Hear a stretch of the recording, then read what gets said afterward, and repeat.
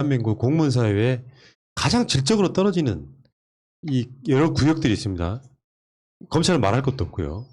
법원이 강제징용 판결을 하면서 니들은 이것 자체를 청구할 자격이 안 돼라고 판결한 거거든요. 근데 그 전에 대법원에서 이거 판결, 이 자격이 있다.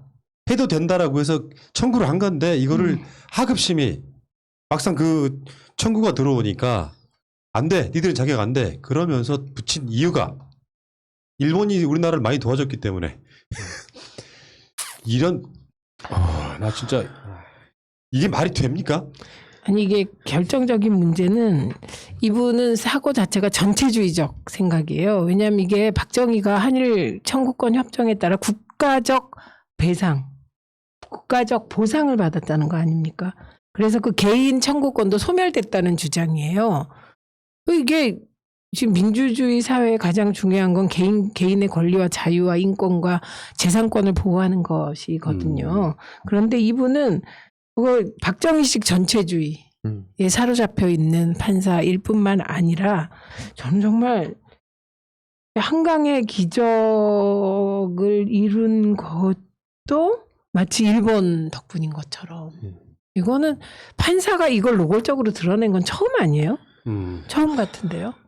그러니까 심지어 그 대법원 전원합의체는 그럼 뭐가 되는 건지, 그러니까 이렇게 따지기 시작하면은 3심제가 왜 필요한지도 되게 의문이고, 결국에는 그냥 본인들이 진리다, 그냥 그 이상도 이하도 아닌 것 같아서 정말 충격적이었고, 이렇게 그 식민지 근대화론을 주장하는 일부 이 청년 또래들도 있는데, 참 뭐라 말이 안 나옵니다. 지금 문재인 정부의 아까 말씀드렸던 성과와 비교해봤을 때도 그때도 그 시절에 이런 사람들이 있었던 거 아니에요? 지금 똑같이. 그러니까 지금 21세기를 살고 시민사회는 21세기를 이미 넘어서서 22세기를 준비하고 있고 문재인 정부로 인하여 대한민국이 선진국 반열에 들어섰을 뿐만 아니라 진정한 선진국의 위상을 회복했거든요.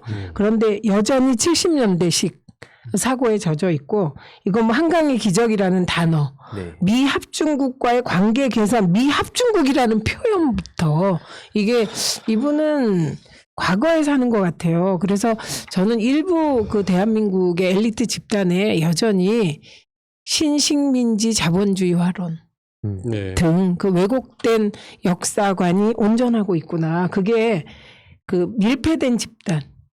존재가 드러나지 않는 엘리트 집단일수록 강하고 판사 사회에 이 사람 한 명일까 이런 의심을 하게 됐습니다. 그러니까 포항제철이 일본이 세계 각 나라를 도와주는 과정에서 한국이 일어설 수 있게 도와줬다는 거예요. 근데 이 논리는 정말 그러니까 말하자면 이런 거지. 내가 황희들을 엄청 패. 그리고 돈 몇 푼 쥐어줬어요. 황희들은 나한테 맞음으로써 돈이 생겼다. 와 같은 논리입니다. 그게 식민지 근대화론이에요. 그러니까 역사적인 걸 반성하기 싫어서 인정하고 싶지 않아서 계속 우리가 니들을 발전시켜줬다. 그러니까 사실은 도로를 만들거나 철도를 놔주거나 하는 것이 자기 수탈에 필요한 목적으로 했던 거를 니들 발전시켜줬잖아.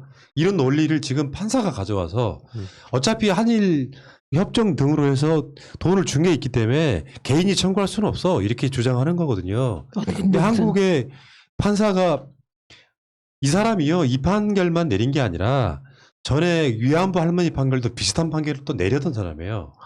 그러니까 이게 결이 있는 건데 김양호 씨의 얼굴 한번 보실까요? 일본에서 올라오신 것 같은데 이거를 뭐 다케시마 이렇게 읽어야 되나요? 한자로 읽으면 김다케시마인가요? 이게 이런 분이시고요. 문제는 밑에 잠깐 보이시죠? 징역 1년 선고에 이 피고인이 욕하자마자 바로 징역 3년으로 때려버린 바로 그런 판사고 다음 한번 보여주실까요? 그 얘기 이렇게 나와 있습니다. 김영호 부장판사는 A씨에게 징역 1년을 선고했다. 판결에 불만을 품은 A씨는 엉터리 재판이라며 반발했다. 이에 김 판사는 A씨를 다시 불러 A씨에게 전혀 반성하지 않는다며 그 자리에서 형량을 늘려 징역 3년을 선고했다. 법이 고무줄입니까? 이건 죄가 법정 모독죄가 있다면요. 따로 그것은 기소를 해서 따로 판결할 정 이렇게 내리면 안 되는 거예요. 그러니까 그 행동도 얼마나 강압적이고 전지전능한 판결이에요. 그게 네. 내가 곧 길이요 진리요, 그죠? 네. 그렇지 않고는 그랬고 그때 법정에 있던 사람들이 어땠을까 생각해 보면 그 피고는 말할 것도 없고 법정에 많은 사람들이 있었잖아요. 심지어 검사까지도 놀랐을 것 같아요. 진짜. 그러니까 이게 웃긴 게요.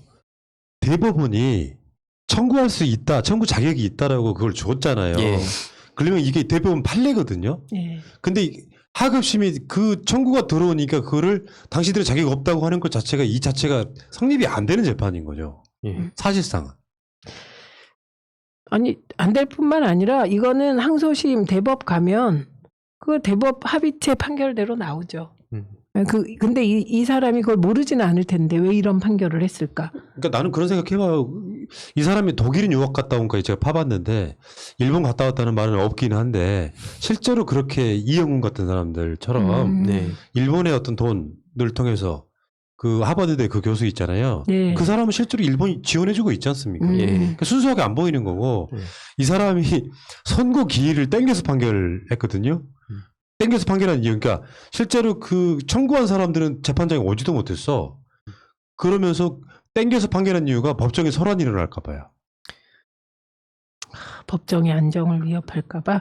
야. 근데 저는 이 건은 저는 판사 탄핵하고 이런 거 사실 좀 그래도 되나 이런 생각이 좀 들잖아요. 이상하게 법원에 대한 신성 불가침의 그런 생각이 있어서. 근데 저는 이런 판사는 탄핵당해야 될 것 같습니다. 진짜요. 좀 엄청 예. 탄핵당해야죠. 예.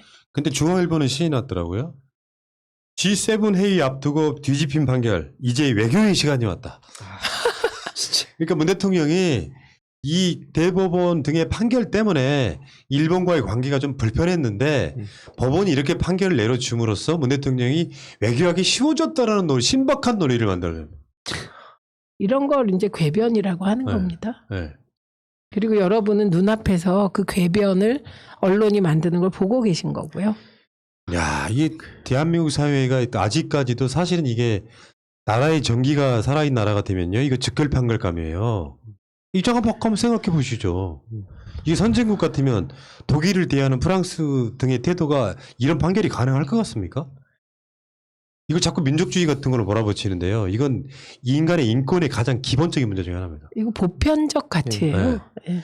그러니까 박정희가 일본과 한일협정에서 돈을 받아요.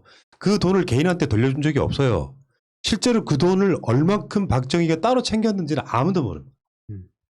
박정희의 스위스 계좌 이야기는 누구나 다 아는 이야기니까 한일협정에서 생긴 돈, 그 월남 파병에 생긴 돈 이런 것들이 스위스 계좌에 들어가 있다는 건 정설이잖아요. 실제로 박근혜 탄핵 국면에서 그 스위스 계좌에 관련된 보도도 나왔었고요. 지금 우리가 그걸 건드리고 있지 않은 것뿐이죠. 피해자들한테 돈 10원도 안 주면서 이 사람들한테 청구권이 없어. 아니면 국가가 이 사람들한테 뭔가 그걸 대신할 만한 정도의 어떤 대우를 해주거나 뭐 배보상을 해줬다면 모를까. 이도저도 아닌 상태이잖아요. 근데 법원이 니들은 청구할 자격이 없다 말하면 됩니까?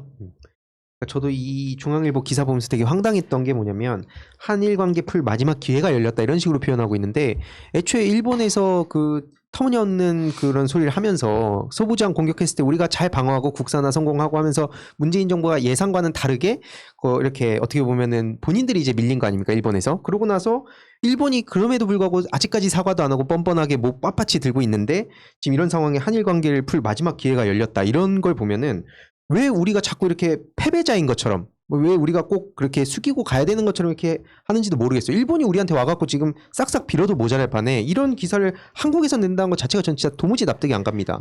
게다가 지금 상황이 늘 이게 한미 관계를 고려해서 일본과 풀어라가 그들의 논리였잖아요. 네. 그런데 지금 바이든 행정부는 분명한 태도를 취했거든요. 네. 일본은 여행하지 마라.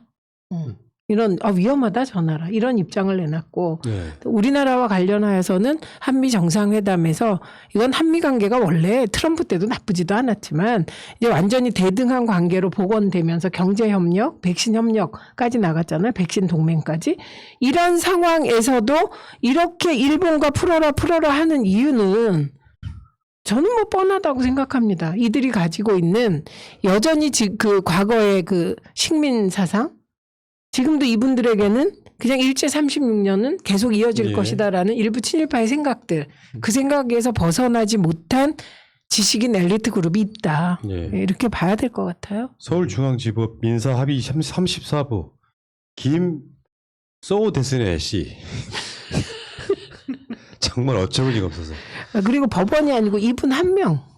그러니까요. 일단 그러니까 사실 김명수 대법원장 입장에서는 저 새끼 뭐냐 이런 생각 들지 않아요. 어처구니 없을 거고. 근데 그 대법원에 이제 야당 추천목도 있잖아요. 네. 박근혜가 추천한 네. 사람도 있어요. 그분들은 소수 의견을 이분이 실천해 준 거니까. 그러니까 중앙일보는 참 퍽이나 문재인 정부 생각해 주는 거예요. 문재인 대통령이 외교하는데 불편했는데 법원이 이렇게 판결해 주니까 외교하기 편하겠어요라고 말을 하는데 이건 개미친 짓이죠. 이게 문 대통령의 생각은 일본이 배상해야 된다고 생각할 가능성이 더 훨씬 높지 않습니까? 그럼요. 그리고 지금 일본한테 우리가 뭐 일본은 일본하고 관계가 나쁘면 불편한 점도 있겠지만 지금 현재는 일본이 훨씬 더 불편한 관계, 불편해질 수밖에 없는 관계가 더 많이 만들어졌다고 해도 과언이 아닐 텐데 여전히 그들의 어떻게 보면 일본 사대주의가 좀 심각한 거라는 생각 좀 들었습니다. 여기까지 하겠습니다.